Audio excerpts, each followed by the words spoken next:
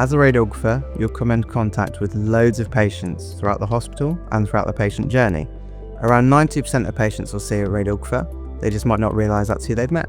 What's the point of us? Why are we there? What are we trying to do? Well, diagnostic radiography is all about finding out what's wrong with you. What's going on? Do you have a disease process? Have you broken a bone? How are we going to find out how to treat you if we don't know what's going on?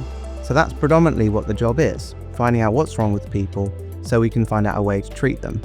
We'll then be looking at their entire journey through their treatment and hopefully for cure or remission to find out, has the treatment that we had worked, and can we move on to something else and improve the quality of life for all the patients. So there are two routes for radiography students. It's a really big world of radiography, but it's largely split into two areas. You have diagnostic radiographers who are all about imaging patients to find out what they have wrong with them and how the treatment is going and whether they've been cured. Therapeutic radiographers are all about delivering that treatment using radiation to cure cancers.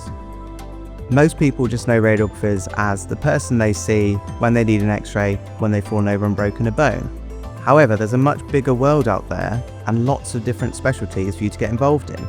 There are specialties such as CT, where you're using slices to look through the body, where you can really get down to what's going on with specific organs, which allows us to see what disease process is affecting the patient. We also have magnetic resonance imaging, which people know as MRI, which uses magnetic fields to form really detailed soft tissue images of a patient. And again, this allows us to look at different disease processes, lots of things to do with the spine and the neck, and all the nerves and everything that's involved with the anatomy of a patient that might be wrong with them.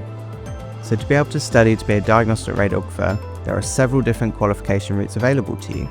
You can go down the route of doing A-levels, which ideally would include a science subject. You can also have a BTEC or equivalent qualification.